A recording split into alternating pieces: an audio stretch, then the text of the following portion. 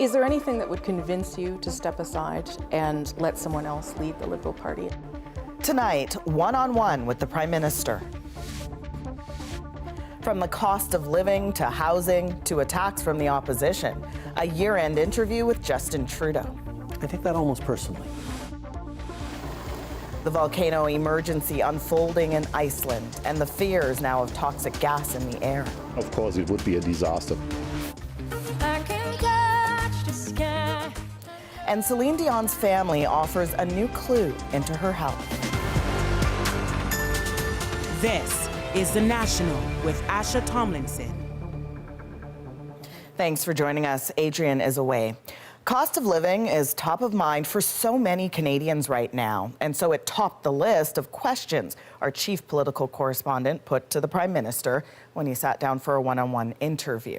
New numbers show the inflation rate is holding steady compared to last month, not dropping as many expected. Food prices are still creeping higher, and housing costs are spiking.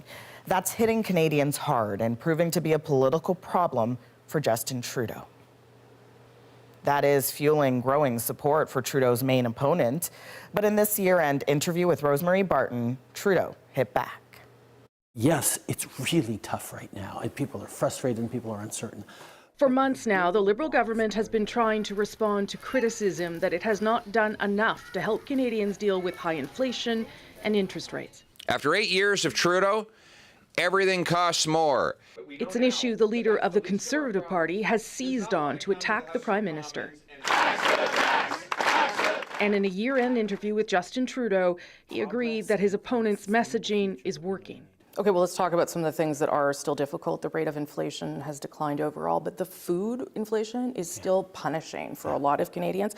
It does seem, though, as though Pierre Poilievre understood that and tapped into that long before you did. Oh, absolutely. Well, why is that? Why did you not see I mean, that? it's not that he understood that. It's that he's done a really effective job of reflecting that back and amplifying it to people. We've been hearing that across the country for years now. Trudeau points to problems around the world, while admitting that is cold comfort to Canadians, and says contrary to the Conservative leader, he has to come up with solutions.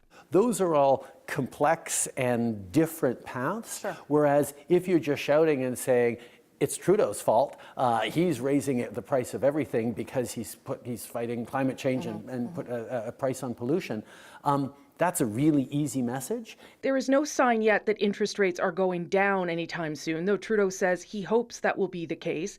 He points to the mortgage charter his government introduced in the fall as part of the solution, and says young people shouldn't give up hope of owning a home. I take that almost personally, because when we got elected in 2015, it was because a whole bunch of young people who'd never voted before, even into their early 20s, came out and supported us for the first time. Most polls now show the Liberals trailing the Conservatives by double digits, and the Prime Minister himself as part of the problem. But he insists he must stay. Listen, with the challenges that people are facing right now, with the way the world is going now, and everything that we are doing that is making positive differences in a very difficult time that isn't done yet, I wouldn't be the person I am and be willing to walk away from this right now. Rosie, given that last answer, what did you make of how the Prime Minister is thinking about his future? Asha, I mean, it's clear he's sticking around, and that he feels he has to complete the work that he started. He would really like the next election to be about that and what could possibly be undone if he were to lose. What else came out of the interview? Listen, tonight's about affordability because that really seems to be the most important issue to Canadians right now. But we also cover a lot of ground on foreign policy issues. Obviously, that allegation he made against India's connection to a murder in this country, the government's position on the Middle East, which has changed, evolved in the past few days, and how he then explained that to Benjamin Netanyahu. And we get a little personal, too. He's had, obviously, family challenges this year, so we talk about how that has affected his job. We'll have a lot more of that whole conversation just ahead on The Breakdown. We'll all be watching. Thanks, Rosie. Thanks. To some breaking political news out of the U.S., where the Colorado Supreme Court has removed Donald Trump from that state's 2024 presidential ballot. Katie Simpson joins us now from Washington. Katie, what exactly did the court decide? The Colorado Supreme Court ruled that Donald Trump is disqualified from holding office again because they say he engaged in an insurrection. In the 4-3 decision, the justices pointed to Trump's efforts to remain in power after losing the 2020 election, including the January 6th on the Capitol. They say it is a violation of the 14th Amendment, a Civil War-era provision that says anyone who engages in an insurrection cannot hold office. In a statement, Trump's election campaign team called the decision completely flawed, arguing it was a decision by Democrats trying to remove the strongest candidate from the 2024 presidential race. And Katie, we can only imagine that this is not the end of the legal battle. Yeah, Donald Trump and his legal team will appeal the ruling to the U.S. Supreme Court. If the Supreme Court holds up the decision, other states could follow Colorado's lead. Attempts were made in Minnesota and New Hampshire to block Trump from ballots there, but cases were dismissed. In modern times, no one has seen anything like this in the U.S., and right now, legal scholars are divided on it. Katie Simpson in Washington, thank you. Thanks. Tens of thousands of people in Atlantic Canada are without power tonight as a powerful storm continues to slam the region. And as Kayla Hounsel shows us in New Brunswick, the message is expect those outages to last. New Brunswickers woke up to a real mess. Power lines snapped, mangled, and burnt, and down trees, well, all over the place. So windy, scary. Think the roof was going to come off the house.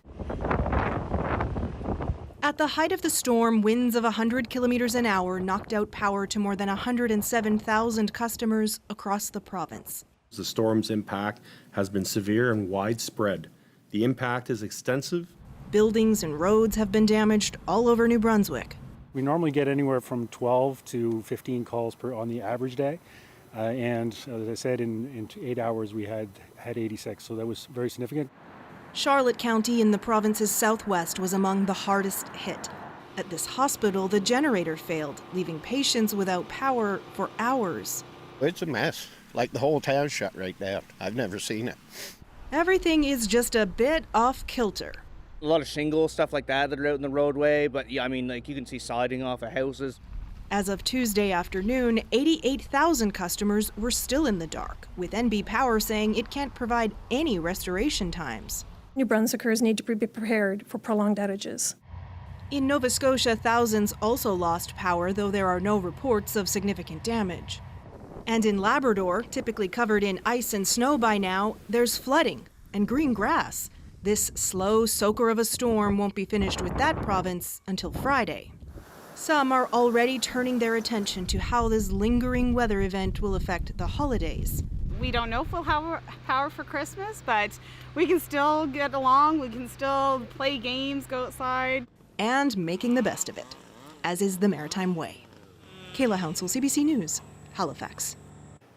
A volcanic eruption in Iceland has many on edge tonight. It's been expected for weeks, causing mass evacuations. But as Renee Filipponi shows us, there's still uncertainty about how the situation could evolve.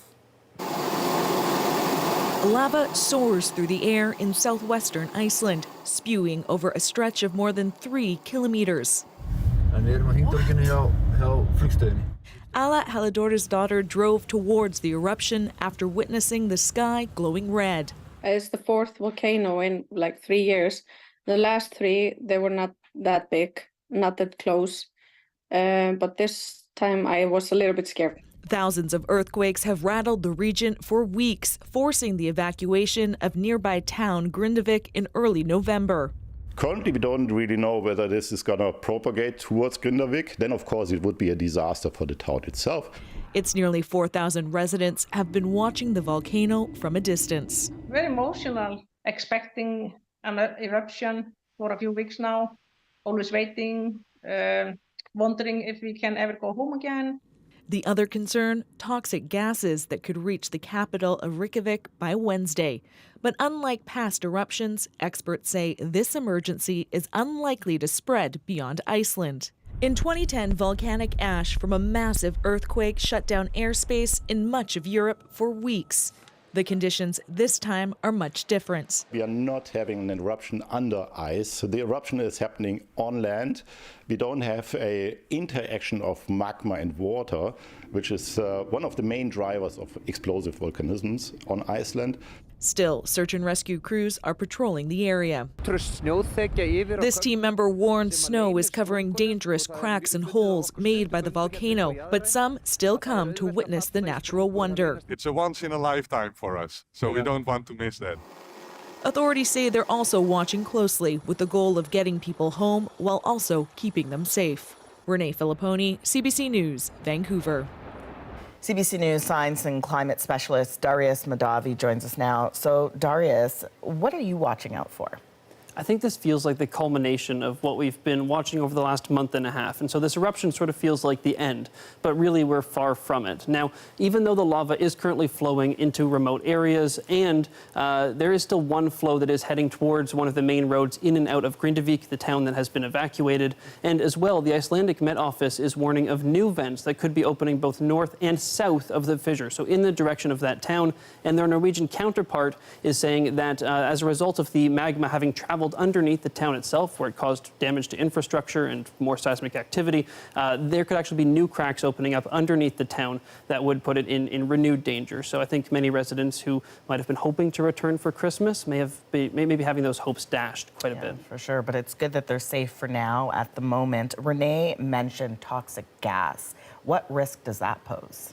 I think the big one would be sulfur dioxide, a common product of these volcanic eruptions that can travel very easily through the air. And so currently, with the way the winds are blowing, it's heading towards the capital of Reykjavik. So I'd expect to see some impacts there. But also, just looking at the live streams, a lot of the visuals that we're seeing coming out, I'd expect that like past eruptions in this area, we're going to see this become a bit of a tourist attraction. And so as we continue to see people maybe travel to the area, just advised to be careful of volcanic ash, which is really just broken rock and glass. So I just advise people, once it's allowed to travel there, to be extra cautious. Okay, Darius, thank you. Thanks, Asha. Rescue efforts are still underway after China's deadliest earthquake in nearly a decade. Rescuers pulled survivors from the rubble, but these efforts are being complicated by frigid temperatures. At least 127 people were killed. The magnitude 6.2 earthquake struck overnight, destroying homes and triggering landslides. More than 500 people were also injured. The destructive floodwaters are now receding in Australia. Today, the military rescued 120 people from a remote Aboriginal community that had been cut off for days. Officials say they're now working to access other isolated communities. 2 passengers of an SUV have died after it collided with a school bus northwest of Toronto this morning. One victim was pronounced dead at the scene. The other died in hospital. 3 other people in the SUV were also rushed to hospital. Police say the adult and child who were in the bus were not injured. Google is refusing a request by Canadian health officials to remove a disturbing website from its search results. A CBC News investigation found the pro-suicide forum is being blamed for multiple deaths in Canada and around the world. Here's Thomas Digg with what we've now learned. Alex Pazienza in Quebec, Noel Ramirez in Colorado, Gary Cooper in England. Around the world, families blame a notorious online forum for helping their loved ones die by suicide. And now Google is the latest organization to say it can't unilaterally restrict access. They're choosing not to, which is obviously unfortunate. There's no value to this site. It doesn't benefit anyone. In fact, it does quite the opposite. A recent investigation on The National found that Canadian coroners and families have long demanded the suicide forum be blocked. The Public Health Agency of Canada says it asked Google in October to remove the site from its search results. The internet giant refused, responding in a letter obtained by CBC News, "To proceed, we require a valid court order." A former user of the forum, whose identity we've agreed to protect, told us about the site's twisted, unspoken code. You don't offer support unless it's support to make someone's suicide method foolproof. The forum repeatedly pushed users toward Kenneth Law, The alleged poison seller now facing 14 murder charges in Ontario and suspected of links to more than 100 deaths abroad. I put my life on it, that every single one of his victims and customers, anyone he's ever sent a package to, that customer has come through to throw suicide for him. They're all people, and they were loved by their families. Speaking to reporters last week, police didn't name the forum, but said this. It is of great concern to law enforcement. One of the challenges that we face are a number of these sites are located in other countries. Kenneth Law has denied wrongdoing. He made a court appearance Tuesday from this jail and remains in custody. As for that forum, it's still online, still accessible through a Google search. Thomas Daigle, CBC News, Toronto. And if you're in need of support, there's a new 3-digit suicide crisis helpline. You can call or text 988. Help is available 24 hours a day. A United Nations Security Council vote aimed at halting Israel's offensive in Gaza and to allow in aid has been postponed again tonight. Intense negotiations have been underway since Monday when the resolution was first presented by the United Arab Emirates. It called for a cessation of hostilities, but talks have since shifted to find new language for the resolution that the U.S. would either support or allow to pass by choosing to abstain. A vote is now expected to take place tomorrow.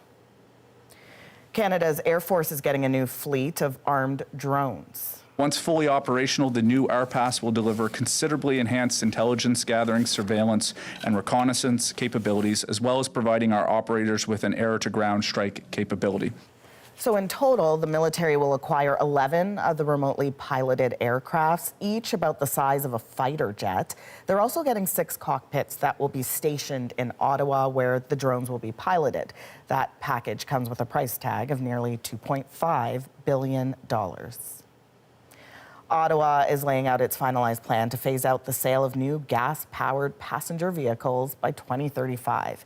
As David Thurton shows us, it includes incentives to get car manufacturers to build up Canada's EV infrastructure. Chris McDermott loves driving his electric vehicle, as long as it's in Quebec. We're not ready for the transition because the charging infrastructure in certain provinces, Quebec's there, but in certain provinces like Ontario, it's not there. But it will need to be soon. The federal government is going all in on EVs. There's no mistaking it. We are at a tipping point. Ottawa says it has finalized regulations to push manufacturers to make fewer gas guzzlers and more battery-powered motors. The Government of Canada is helping to ensure we don't get left behind. The new rules apply to new cars, SUVs, and light trucks, but not used ones. Plug-in gas hybrids will qualify, but the deadline for automakers is strict. In 2026, 1 in 5 vehicles sold in Canada must be electric. In 2030, that's 3 in 5. By 2035, all new stock at dealerships must be electric. But some worry they will be financially out of reach for many. Vehicle prices would need to come down by about a third or even half of what they are today in order to be for electric vehicles to be affordable at the very mass market level. Ottawa and some provincial governments offer purchase incentives. For those that don't, the Environment Minister had a message. Get on board. That would be my message. I mean, especially in Ontario. Automakers will need to earn credits to comply with the new rules. That can be done by building charging infrastructure. But the big 3 car makers have some concerns. There's only 345,000 electric vehicles on the roads today. That is not enough volume to make a charging station a profitable business. This driver says charging needs to be a political priority. What needs to be done was what Quebec did starting 10 years ago. He says setting EV targets without a reliable way to power them is like putting the cart before the horse. David Thurton, CBC News, Ottawa. New headlines tonight about Céline Dion's health condition. It can be quite unpredictable when these spasms will hit a person. What the star's sister said in a recent interview, next. And Canada's population is growing faster than it has in decades. People are finally discovering the trend that Canada is more than just Toronto. What's behind the surge and why one province is ahead of the rest. Plus, difficult economic times and difficult questions for the Prime Minister. Do you think that young people need to start thinking about the idea that they won't be able to afford a home? No. More of Rosie's year-end interview with Justin Trudeau. We're back in 2.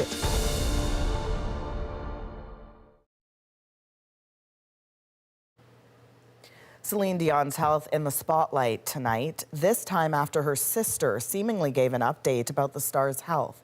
Tashana Reid now with what was said as Celine's career is on hold. It was a rare public appearance since her diagnosis, but Céline Dion was all smiles in October at a Habs game, even sharing advice to the star players. You guys stay healthy.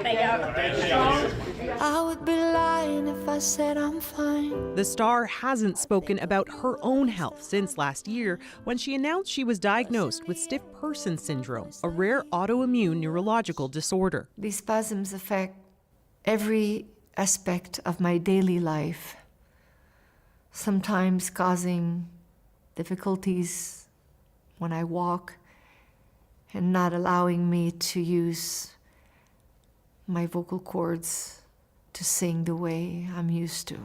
But in a recent interview with a Quebec magazine, her sister, Claudette Dion, reportedly said this about her famous sister. She works hard, but she doesn't have control of her muscles. The idea is to return to the stage. In which state? I do not know. It's not clear if she was referencing a change in her sister's condition, but it triggered headlines. Céline Dion's representative and label did not respond to CBC News. Experts we spoke to said they can't comment specifically on Dion's case, but say the condition is hard to diagnose. It can be quite unpredictable when these spasms will hit a person. And when it does, that can create some major problems, not just from pain, but also having significant falls as a result of it. Some of the symptoms include difficulty walking, a stiff or rigid posture, and painful muscle contractions and spasms. We remove Still, there are effective treatments, such as steroids, muscle relaxants, or immunosuppressants. So usually people do well with these treatments, but obviously not everybody responds the same way.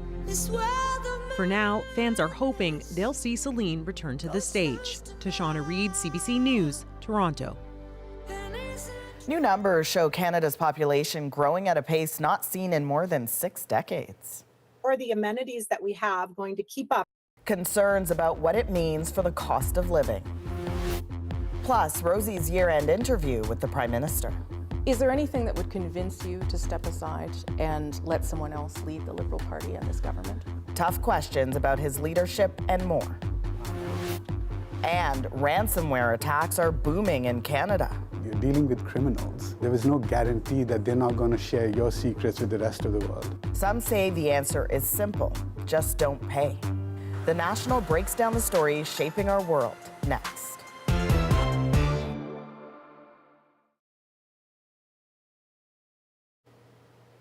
New numbers out tonight show Canada's population is growing faster than it has in decades. Statistics Canada recorded 430,000 more people in the third quarter this year. That's the fastest pace of growth since 1957, and it brings Canada's population to more than 40.5 million. Aaron Collins with what's behind the rise and the province that's seeing the biggest bump. It was a slick campaign launched to lure people to Canada's energy capital. Alberta's calling to say that your dream lives here. A little over a year later, it's clear Canadians and people from around the world answered that call. Canada's population grew by more than 400,000 last quarter, driven by non-permanent residents and, to a lesser extent, refugees. While Alberta led the way, more than 40,000 immigrants moved to the province. 17,000 people also relocated to Alberta from other parts of Canada. A big shift, but big cities are no longer the big draw.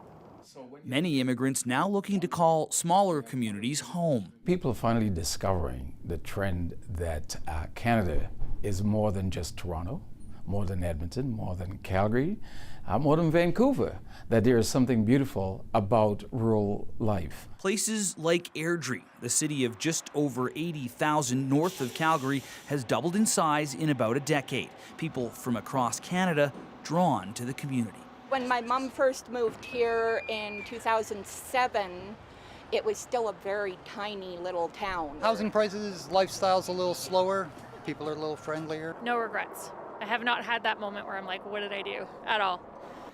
A boom town, to be sure, new residents attracted by a hot economy and a reasonable cost of living. We become this amazing, inclusive, look out for your neighbor community. Entrepreneurs are moving here, families are moving here. But so many newcomers arriving so quickly brings challenges too. We need to be thinking about schools. We need to be thinking about housing. We need to be thinking about policing. How are we going to keep up? How are the amenities that we have going to keep up? And as Alberta and Canada's population continues to soar, concerns over affordability and quality of life are likely to keep rising too. Aaron Collins, CBC News, Calgary. Now we break down the stories shaping our world. When hackers hold computer systems hostage, experts say businesses should never pay the ransom.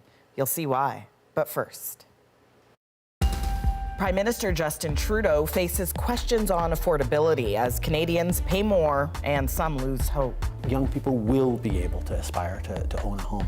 What does he make of the opposition leader's rise in popularity? He's not putting any solutions on the table at all.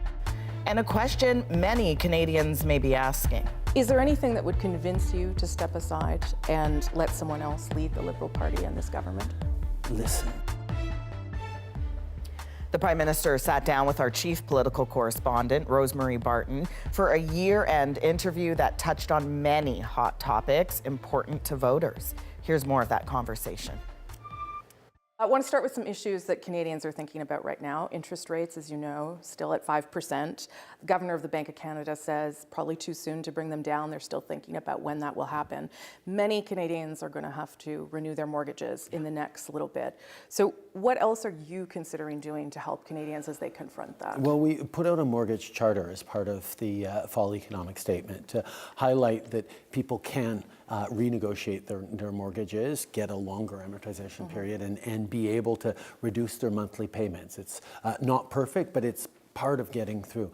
One of the other things that happened at a just in sort of the right time, as mortgages were going up, the childcare costs were cut in half across the country, and not for every family, but for families who have kids in childcare, that's up to like thousands of dollars a month they were saving with the childcare reduction. So that was able to offset some of the increases in mortgages. But we are really worried about that, and that's why we're continuing to work on it. Are there other things, though, that are in the offing as the fall economic statement said? There are other things we're looking at, yes. But you have to be very, very careful as anytime you engage in the housing market, which is why our big focus right now has been on increasing supply and helping people save. About 300,000 people have used the First Home Buyers Savings Account already, and that's helping.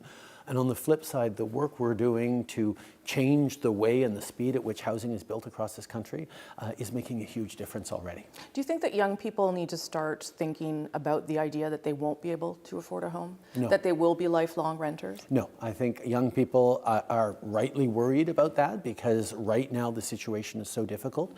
But the things we're putting in place means that young people will be able to aspire to own a home.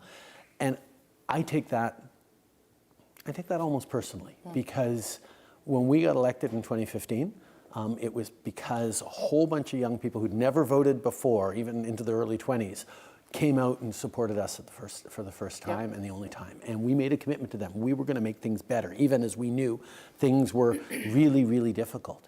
Well, there's a global context right now that means we have even more to do, and I need to keep the promise to those young people, and that's exactly why we're focusing so much on delivering that kind of progress and the kind of sustainable future that we know they need. Okay, well, let's talk about some of the things that are still difficult. The rate of inflation has declined overall, but the food inflation is still punishing for a lot of Canadians. They're feeling squeezed. They have to make really hard choices. Do I get Christmas presents? Do I buy this many groceries? Like, those are real things that are happening to people. It does seem, though, as though Pierre Poilievre understood that and tapped into that long before you did. Oh, absolutely. Well, why is that? Why did you not see that? It's not that he understood that. It's that he's done a really effective job of reflecting that back and amplifying it to people. We've been hearing that across the country for years now, But why did you particularly not out of the reflect it pandemic. back and amplify it back? Why did that room why was that room left to him? It wasn't necessarily left to him, but when you're trying to solve an extremely complex situation that requires a number of different solutions. Yes, we delivered a grocery rebate. Yes, we cut childcare fees in half. Yes, we stepped up with increasing the Canada Child Benefit. Yes, we're working on competition to make sure that the big grocers, don't take advantage of the very small number of very large grocery chains in this country. Those are all complex and different paths. Whereas if you're just shouting and saying, it's Trudeau's fault. He's raising the price of everything because he's fighting climate change and put a price on pollution.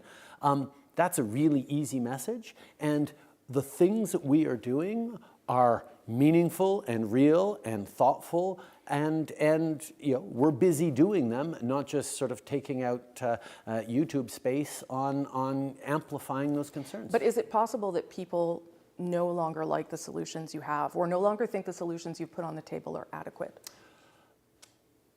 I don't worry so much about that, because they're not looking to Poilievre because he's got all these solutions. He's not putting any solutions on the table at all. The solutions he does venture forward, experts, not us, criticize as riddled with inaccuracies and unworkable and not going to solve the problem. So we are putting forward meaningful solutions. It's just so much of this is linked to international context. Inflation's high everywhere. It's better in Canada, but that's no comfort when people are having trouble paying their groceries. This is a reality right now that we are working incredibly hard to solve day by day, step by step, and it's starting to work. But Canadians are still frustrated at not feeling it yet, and I totally understand that. You've been Prime Minister for 8 years. I think that's right. And by the end of 2024, you could be the 7th longest serving Prime Minister in history. Your party is struggling. I would say you're struggling a little bit too. Is there anything that would convince you to step aside and let someone else lead the Liberal Party in this government? Listen, with the challenges that people are facing right now, with the way the world is going now, and everything that we are doing that is making positive differences in a very difficult time that isn't done yet, I wouldn't be the person I am and be willing to walk away from this right now. There is so much important work to continue to do at a time where it is really difficult. It is really challenging, and the global winds that are buffeting not just our democracies but our economies, our social cohesion, mean that the things that we got elected to do, whether it's fighting climate change, reconciliation with Indigenous people, strengthening inclusion and opportunity, and doing it all with a focus on the middle class and people working hard to join it, I think to myself, where would we be right now if we hadn't brought in childcare, if we hadn't shown leadership on climate change and drawing in global investments? We have more to do, and right now, all that is going to be at stake in the next election with a very clear choice of either going backwards and doing less or nothing on climate change, on reconciliation, on inclusion, on growing a strong economy in meaningful ways, or do we keep rolling up our sleeves and delivering for Canadians? You can watch the full interview with the Prime Minister on a CBC News special that Rosie is hosting on Monday. That's on CBC TV at 11:30 a.m. local time, noon in Newfoundland. Or you can stream it wherever you find your CBC News. Coming up, companies and institutions are increasingly under threat from hackers, demanding large ransoms. Paying ransom fuels the ransomware ecosystem. Why experts say the best response is none at all. That's next on The Breakdown.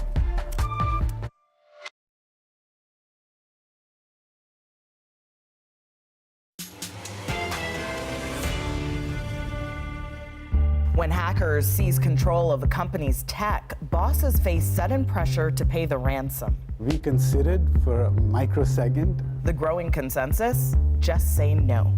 Paying ransom fuels the ransomware ecosystem. But taking that stand can be tough, with an entire business held hostage. Ransomware attacks are on the rise, with trillions at stake around the world. Jonathan Gatehouse breaks down the argument for telling the crooks to get lost.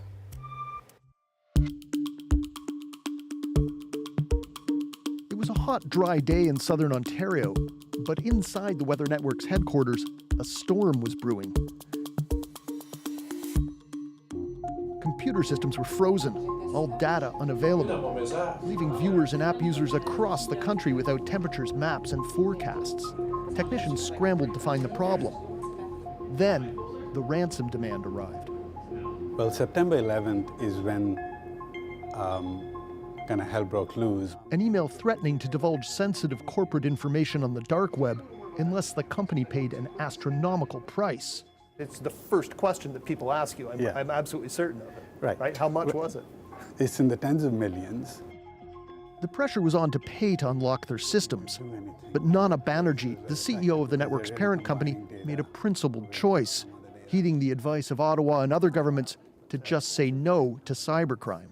We considered for a microsecond and just came to the conclusion that you're dealing with criminals. There was no guarantee that they're not going to share your secrets with the rest of the world. So what are you really paying for? The list of Canadian ransomware targets keeps growing. Bookseller Indigo, grocery giant Sobeys, a group of hospitals in southwestern Ontario. Overall, the numbers are staggering. The gangs behind the attacks so industrious, hackers now strike every 39 seconds, with 560,000 pieces of malware detected each day. No one knows how much money is changing hands, but in Canada alone, it's estimated 70% of targets pay up. With many of the criminals operating beyond the reach of law enforcement in places like Russia and Iran, the big question is, how do you stop them?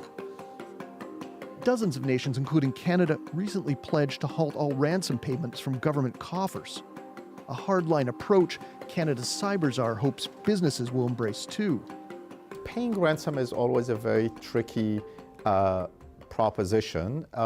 Paying ransom fuels the ransomware ecosystem that's reinvested by cyber criminals in developing capabilities. This is Cyber Science Lab. Starving the gangs of cash sounds like a simple solution, but it's unlikely to work unless more support is made available to victims, says this expert. Unfortunately, cybersecurity at the moment is among the most expensive services. So government can play a significant role in supporting the programs that build affordable technologies, supporting the education programs that train the people in this area, and for the moment, supporting the organizations by giving them the funds or support that are necessary to use the cybersecurity services. In the Weather Network's case, it took weeks to fully restore and upgrade their systems at a considerable cost. But Banerjee says he's sure the company did the right thing. Until the cybersecurity preparedness world comes up with better systems of protection, you have to assume this will happen again and someone will try it again. Jonathan, you've shown us how these hacks can pose a real problem for companies. How hard will it be to convince them to reject these ransom demands? Yeah, I mean, it's definitely a tough ask. You have to remember that these businesses are often paralyzed by these attacks, unable to deliver goods and services, collect payments, or really do any sort of work at all. And the pressure that's being brought to bear can be enormous. In the case of the Weather Network, for instance, this gang was reaching out via phone and email to individual employees and threatening to release their personal data on the dark web. So these companies are desperate to find a quick solution, which is why so many of them end up paying. And changing that mindset from panicked to defiant really looks like it's going to be a long-term project. Great work. Thanks, Jonathan. Coming up, as parents search for that perfect gift, we'll take you behind the scenes of the Canadian operation, designing and testing toys. Plus, wow, look at that baby. One of our favorite moments of the year, a record-breaking baby. Next.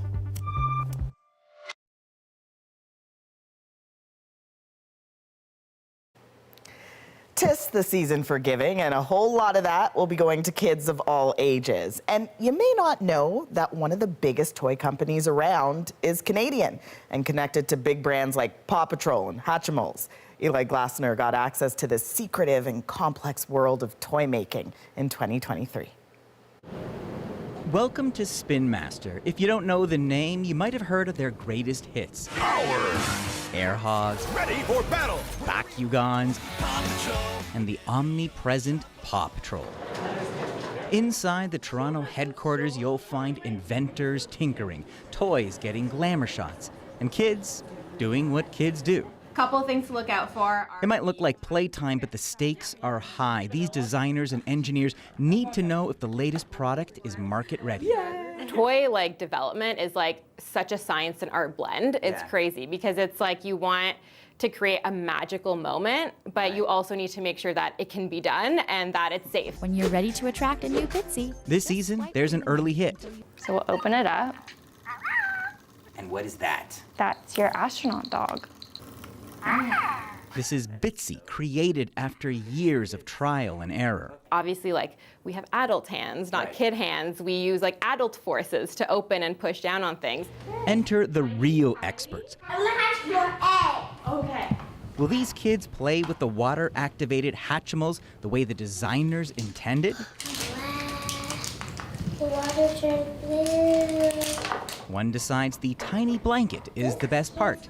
The other discovers the egg doesn't open if you put it in upside down. Creating new toys isn't easy, even for Hasbro and Mattel, which rely on classic brands. Harder still for Spin Master, which goes for originals, like their early smash Air Hogs. Air Hogs brought to you by Spin Master.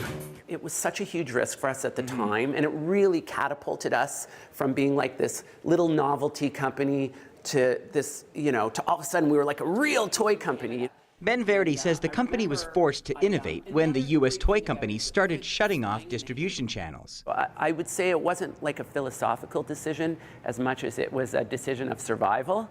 And fortunately, we tapped into the inventor community. There's all these strange, creative, genius, brilliant people all over the world doing these bizarre little things. We've got mechanisms here. Rob Schuyler is one of thousands of inventors who pitch companies. His workshop is filled with flashing hedgehogs. There he goes. And this. Is that you? No, but it's a voice actor. Yeah, he's good. So an invention can be really simple, or it can be pretty dumb. But one thing unites them all. To be an inventor, you're always failing, but failing doesn't have to be a bad thing. Failing is a learning opportunity, right? And an industry learning opportunity could be looming, with experts forecasting a sluggish holiday season. Toys are for sure affected by the economy, especially the higher priced toys. But as a general rule, parents will always sacrifice for their kids. I know, right? But the long toy timeline waits for no one. So while parents make today's tough choices, Spin Master is already imagining the great toys of 2026. We OD'd ours a little bit. Eli Glasner, CBC News, Toronto. As we wrap up the year, we're counting down our 12 most loved moments of 2023, starting with number 12, an extra-large baby in Ontario that has even the doctors saying, "Whoa, baby."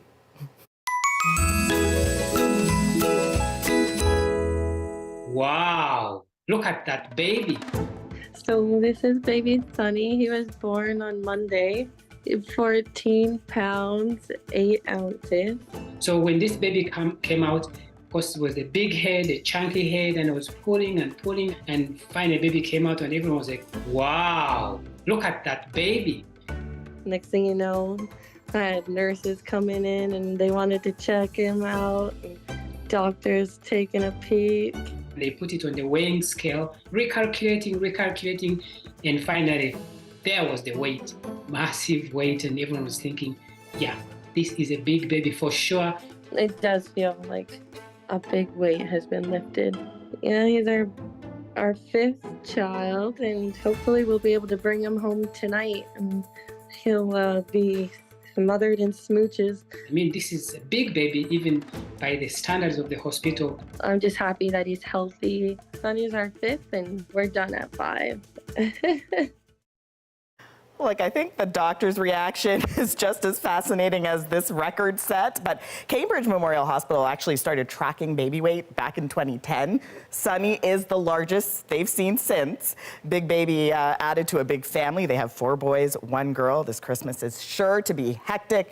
And Sonny also outweighed his sister, who's a year and a half and weighed in at 13 pounds, 14 ounces. Incredible. For all of us here at The National, thank you for being with us. You can watch anywhere, anytime on the free CBC News app and subscribe to The National's YouTube channel. I'm Asha Tomlinson. Take care.